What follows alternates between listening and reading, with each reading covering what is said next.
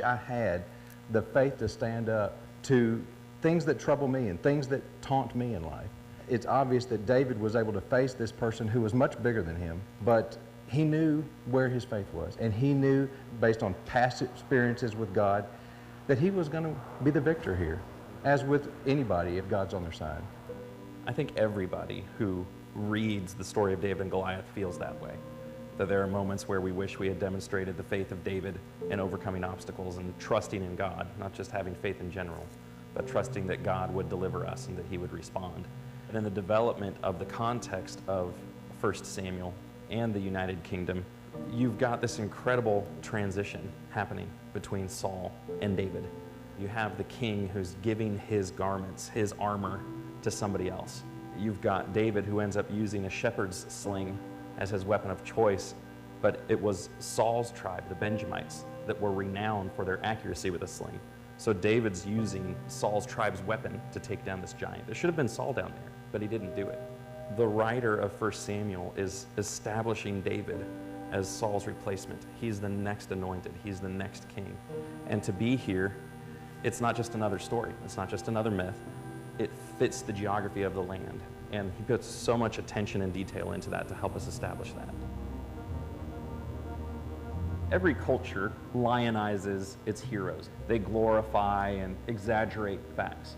It's easy to think, and I know that there are skeptics who do, they read the David and Goliath story and think, well, that's just so made up.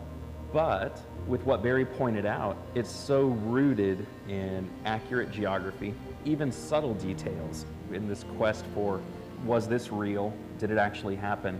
It fits the history of the period between the Philistines and the Israelites.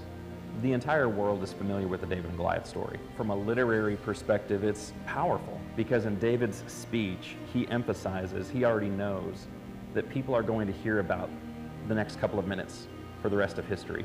And he wants them to understand something about God from it, not something about him. The reason that Goliath went down was because God helped David do that. And the God of Israel, the Yahweh of Israel, was the true and living God. Walking around here in the valley is a really neat way to experience it. But there's also other vantage points as well. I want to take you to a hillside where the Israelites were encamped. There's a site up there called Khirbet Kiapa. They've done some recent excavation work there from the time of David. And I think from there we can get a much better visual image of the entire area, although it's a little bit more difficult to get to.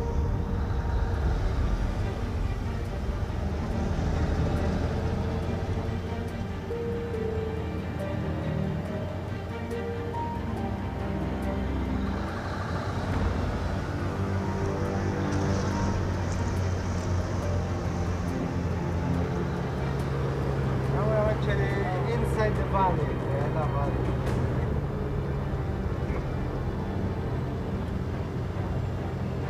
Imagine the fight and the people sitting up there and walk. Right. In a minute, we're gonna climb to Kayafa. It's the time of David. Is that the road we're going up?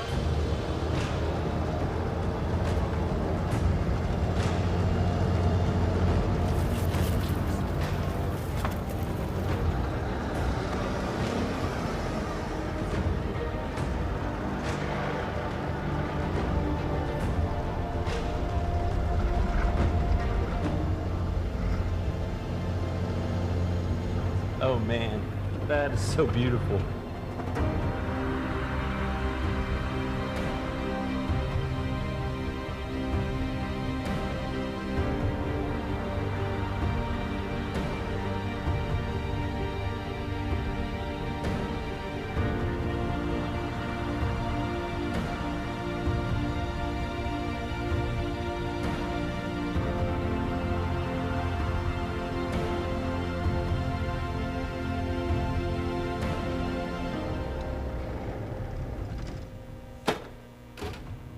One of the reasons why we wanted to come up here was to see this beautiful view of the Ela Valley. The Philistines, of course, would have been on that side, the Israelites on this side, and you can see how the whole battle would have happened right here in front of you. If you can imagine, for 40 days, Goliath coming out of those hills and standing right down there, they could have easily hurt him. David goes down and slays Goliath. The Philistines have officially lost, but then the Israelites rush down the side to follow David, and they chase the Philistines toward Gath. They do. And it says that they fell on the way to Sha'arim. The question is where is Sha'arim? We're not 100% sure, but the word Sha'arim in Hebrew means two gates. When they dug here at Kirbeth Kiapha, this city actually has two gates. And so it's probable that the place where the Philistines were killed were along this road between Kirbeth Kiapha and Gath. What other value is there to coming up here besides just the view? A lot of the things they found here are unique, and they're unique to the time of King David, and they're unique to Judean cities. For instance, come on into this room right here. Let me show you something. All of these cities had casemate walls, and what you have here are a double set of walls that surround the entire part of the city, but you'll see this gap here in the middle. Well, this gap could be used as an extra room or a storage room. However, in the event that they were attacked, they could fill this with even personal items, but debris and everything, and that would give a huge, thick wall to protect them. So what you're saying is this type of wall, built during David's reign, there are so many things they found here that are dated to that period in the Iron Age, that this is evidence that David was a ruler of more than just a tribal area, that he was a monarch. It wasn't just that he was ruling from Jerusalem. There are cities, walled cities, fortified cities, outside of where he was living. That's exactly like what we read in the Bible.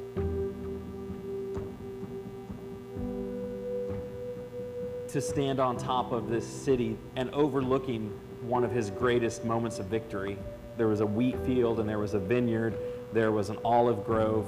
To see the sun moving across that, it just felt so grand. That was pretty special.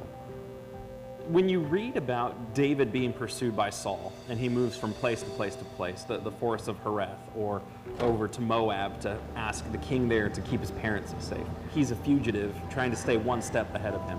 But this is a decade-long pursuit.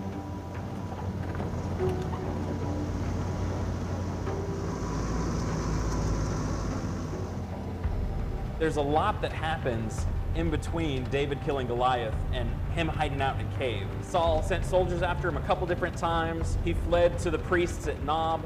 He hid out in Gath, Goliath's hometown, and eventually he goes to the cave of Adullam.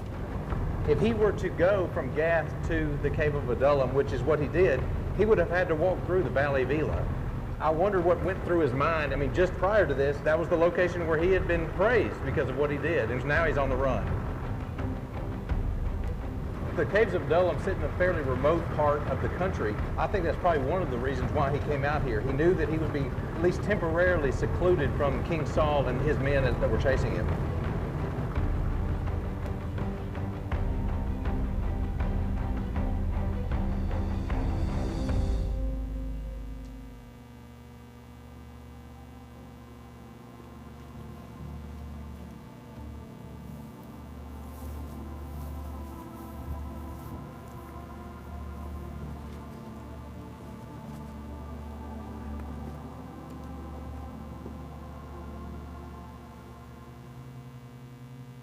Wow, this is incredible. It is so much larger in here than I expected. There are caves heading off in that direction. There's caves heading off in this direction. I can see light down here, so there must be another opening down there somewhere. This is the perfect place for David to hide. He's up high. He could easily go outside this cave. He could see for miles around him. A natural fortified location. How deep does this cave system go? You know, I have no idea. You want to go find out?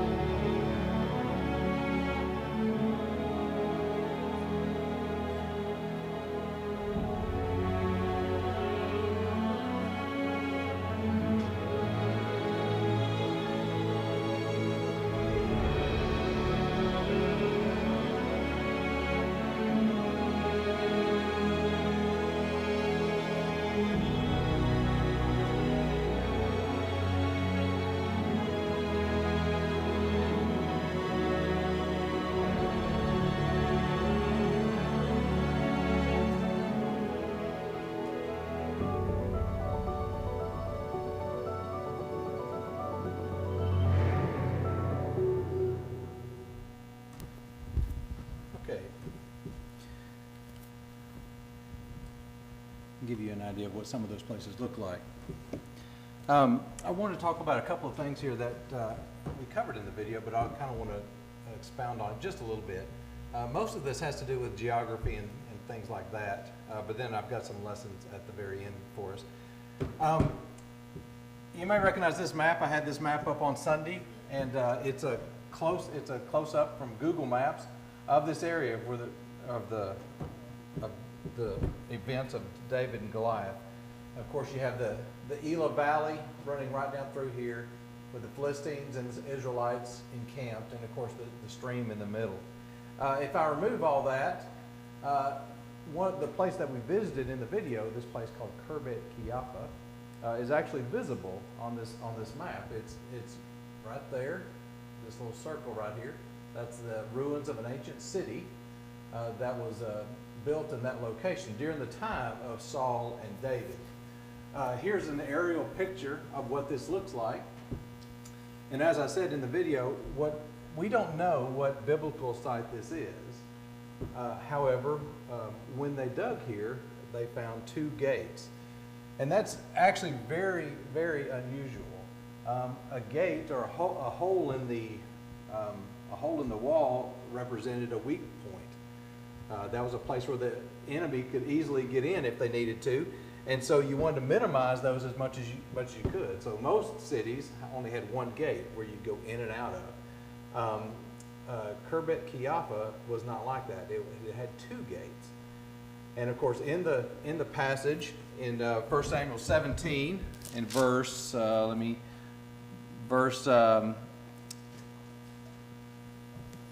52. Yeah, 52, it says, the men of Israel and Judah rose with a shout and pursued the Philistines as far as Gath and the gates of Ekron. So the wounded Philistines fell on the way from Sha'arim as far as Gath and Ekron. And so there's always a question about where is Sha'arim. Well, Sha'arim, as I said in the video, is Hebrew for 2 gates. And so it's just ironic that there's a city here with 2 gates, and you have this city in the Bible at this same location that's called 2 gates. And so it's a reasonable assumption that this is what it's referring to, although we can't prove that 100% with accuracy. This is a view actually from the aerial. It's facing toward the east. You can see the hills of the Shephelah here. See these lower hills. But then in the background, you can see the hills up in the hill country, which would have been considerably higher than the hills here. Here, I have a couple of pictures here, just a little closer to what we talked about in the video. This is the gate area. Actually, this is the southern gate. There's a gate on the southern side of the city, and there's a gate kind of on the northwestern corner. This is the gate, southern gate, looking out across the Elah Valley. And so the hill that you see there on the far side, which would have been where the Philistines would have been encamped. And I didn't think about it right now, but that hill right there is the hill of Soka. This is the ancient city of Soka. And so a lot of times when you talk about cities in the Bible, and they're giving signals to each other, you can see easily how they could send signals across this valley to one another. But that's the gate area. This is actually a view from the top of the gate area. We refer to gates differently than they did in ancient times. We think of a gate as a single doorway through a fence or something. In the Old Testament especially, the gate of a city was actually a pretty good-sized complex. Depending on the size of the city, it could be really big. I've walked through a couple of ruins of cities over there in which the gate area was probably the size of a gymnasium. I mean, it's a large area. This one was probably about the area of this auditorium. But you can see there's a 4-chambered gate. And the way this would work is when you came into the city, there would be somebody there at the gate, and they would ask you, who are you here to see? What business do you have coming into the city? And I would say, well, I came to see Jamie Newton. And they would say, okay, well, wait over here in one of these chambers, and then they would send somebody into town to find Jamie and say, hey, Barry is here. Do you want him to come in?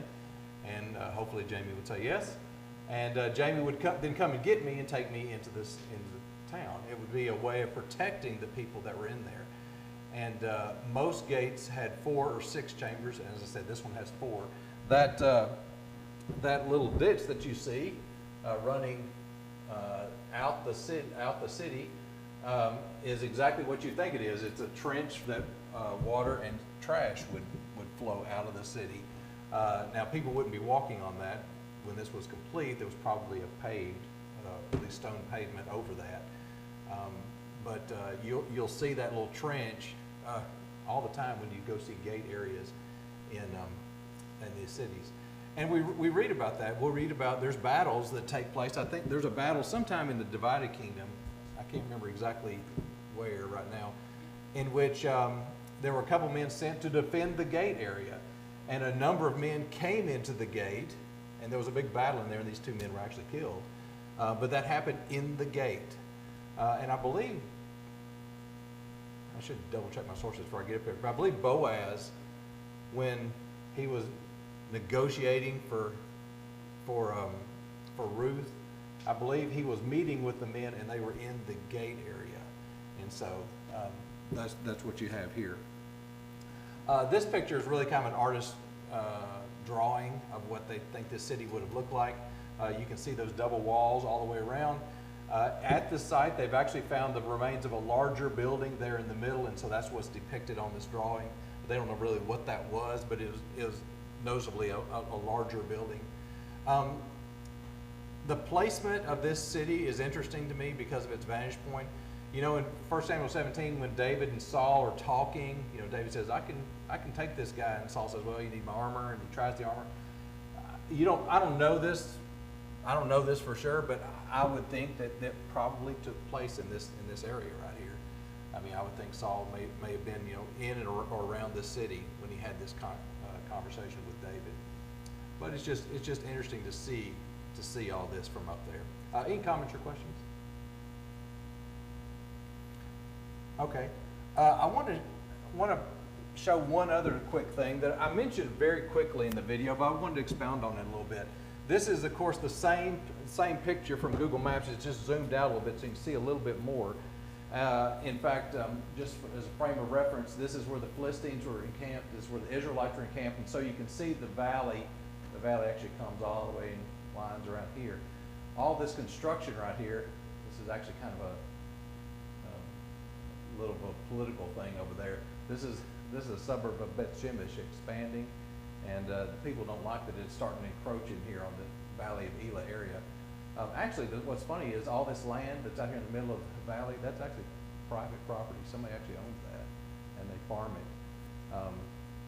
Seems like if you'd have that, you'd probably set up a little ticket booth and sell tickets, but they don't. They do have arranged for right here on Highway 38 for a little pullout for buses to stop, because everybody wants to stop here and see this. But it says that you know, they left on the way from Sha'arim, which would have been, we think, right here on top of this hill, all the way to Gath and Ekron. Well, Gath sat, or I guess sat when it was there, on the western end of this valley. So if you go out this valley right here, and you go another 5 or 6 miles over here, that's where you'll come to Gath. And so, for instance, when they ran out the valley toward the area of Gath, and that's where they were caught. And that's the verse we just read right there. One other thing I want to point out, this is from Satellite Bible Atlas. I made a comment about it in the video, and I kind of want to expound on it a little bit. We studied on Sunday about David having this battle. Then he goes to Bethlehem, and he eventually has some trouble with Saul, and so he goes up to Nob, but then he comes back to Gath. After he leaves Gath, he goes to the cave of Adullam, which is where this video ended. To do that, the red dot that's on here is where the city of Gath is, and you can see the Elah Valley running all the way down through here.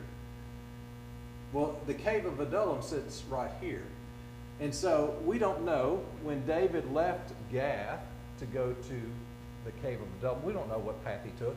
I mean, he could have very, very easily come this way up and down all these hills, but the most logical way to go would have been just follow the road that was in the valley all the way around here.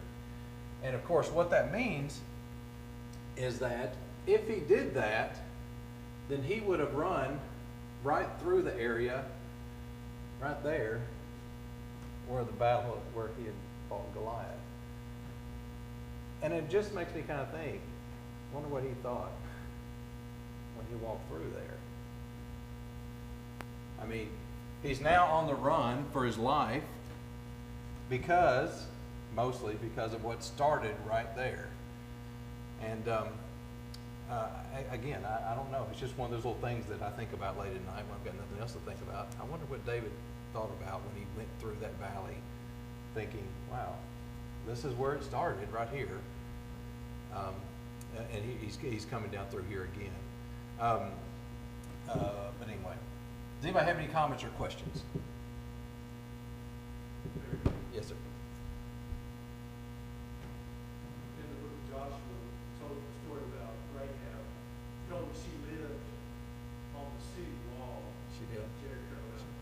Thought about the picture you showed of the arch, Yeah. the double walled city. Yeah. Would there be room for people to live between those walls, or did she live on top of one of those walls? She probably lived in a house that was adjacent to the wall. Those were rooms were probably no wider than, for instance, this aisle right here between the two benches. But her house, I think, was probably attached to the wall. For instance, one of the walls of her house was probably the wall of the city. And so, interesting thing there, a lot of times we say, the walls fell, and they did, but probably not all of the walls fell. It's probably one section or one side of the city that fell through. And you even get some kind of indication from that in that story, because it says that they kind of went behind each other as they went into the city. And so, but if Rahab's house was on the wall, I suppose that her house was not destroyed when the walls fell there. Okay, let's go over just a couple of lessons for today as we close here. First lesson is have faith in God. And that seems like a pretty simple statement, but I want you to think about David in the Valley of Elah. Okay, there were, I don't know how many people were on the Philistine side, let's say a couple thousand, and I don't know how many people were on the Israelite side, a couple thousand.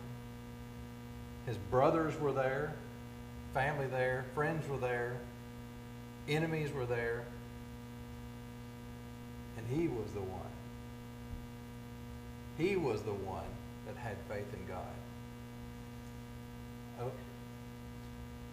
I think that's significant. I mean, we've all been in situations. Have you ever been, I'm going to ask this question even though I know the answer is yes. Have you ever been in a situation in which you were with one other person, just one other person, and you probably didn't have the faith in God that you should have? I do. And I'm sorry to say that it still happens. A lot more often than I'd like to admit. But here's David in a situation where there were thousands of people. And he was the guy that stood up and said, you know what? I have faith in God. I don't care what the enemies think. I don't care what my friends think. I don't care what my three brothers think. I have faith in God. And I'm going to go do this. The thing is, that preface to that battle had been going on for nearly 6 weeks. Yeah. I mean, over and over and over, and nobody stood up. Nobody. Kind of reminds me of the song, Jesus Goes With Me, I'll Go Anywhere. Yeah. David believed that. He did. And he proved that. He did. Over and over and over again. But especially at this place. Especially at this place.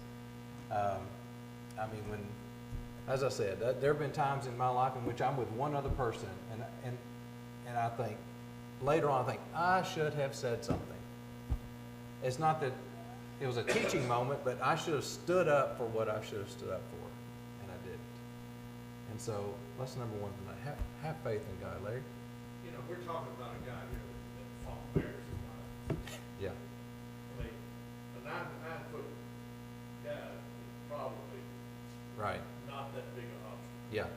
That's right. I mean, he got his faith out of me. Yeah, that's right. Shepherding was not an easy job. It was not an easy job. Good point. Yeah. gave the credit to his strength, not to his ability Yeah. to fight those, but God helped him. Yeah, this little speech, it's amazing because he lists, in this speech, he mentions why he's doing this. He says, the Lord will deliver you, and I will give the dead, think about what he's saying. I will give the dead bodies of the Philistines to the birds of the air. I mean, that's what he's saying is going to happen.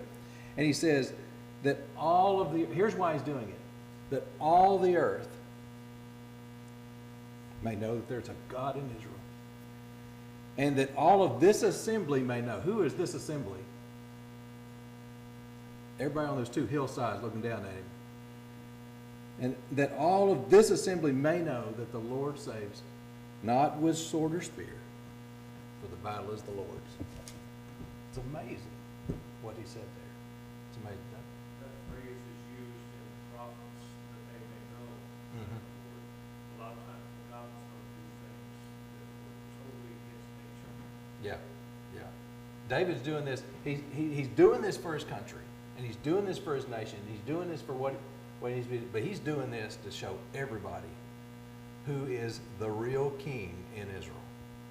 Yeah. But, it's kind of interesting because you could be a skeptic and you can look at that and say, well, he did. The only way that you could recognize God's hand in there is if you're looking for God's hand in there. And I think sometimes people want God's hand to be overt. I want to see it. I want to see something miraculous. Yeah. Because they want that, and then I'll believe. Yeah. But David is showing faith by understanding that it's going to happen, even though there's nothing extraordinary. I mean, yeah, it's a long shot Yeah. that a slingshot would get just the right spot. But it's not supernatural. But it's not super. It's still within the realm of possibility. Yeah. Even if it's a long shot. Mhm. And that's where you have to find God because you're looking for Him. You're not going to find Him if you don't want to see Him. Yeah. Good point. Doug? From a logical standpoint, that is not logical from the military. Yeah, yeah. Standpoint. There is no logic in what they did. Yeah. But then, just to add to that though, there's lots of things that happen on a battlefield Yeah. that defy, anything. You just read the stories of many of the people who get on the battlefields and stuff, and you just kind of, they're always left in awe. Oh, they just got lucky at the right spot. And that's kind of what's happening here. So but to realize that God's in the battle, but not necessarily showing His hand. Yeah. Russell? David picked 5 stones. I think the scriptures tell us that Goliath had 4 brothers. That makes you think. There's some interesting. Brothers coming out. There's some interesting math there. That's right. Okay, let's look at these last couple points real quick. Never underestimate your influence. I mean, this verse that I just read, that all this assembly may know what's about to happen. I mean, who did he influence that day? Several thousand people, his brothers. Goliath had a bad day because of that one choice that David made. David made a choice to go out there and do this. Goliath understood how important that choice was. The people understood how important that choice was. And one other group of people, what are we doing here tonight? Here we are 3,000 years later. And what are we doing? We're talking about this choice David made. Never underestimate the influence you can have on others. The news traveled real fast because even the women wrote a song about it. Yeah, that's right. That's right. I mean, I have no idea what David was thinking as he was, after he'd made his decision, was going down that hill to fight Goliath. Was he thinking, I mean, he probably wasn't thinking that You know, 3,000 years from now, there's going to be a Bible class at Capshaw, and they're going to be studying this. But that's exactly what's happening because of something he did. Okay, last lesson real quick. And I don't mean to end this on a negative note. Sometimes bad things happen to good people. And you know what? That's sad that that happens. But we see David running all over the place. Did he do anything wrong here? No. He's just the victim of somebody's anger. Actually, you could actually go back to the bear and the lion. At the time when the bear and the lion came, it was probably a scary encounter, and you had to show some courage and go through all those things.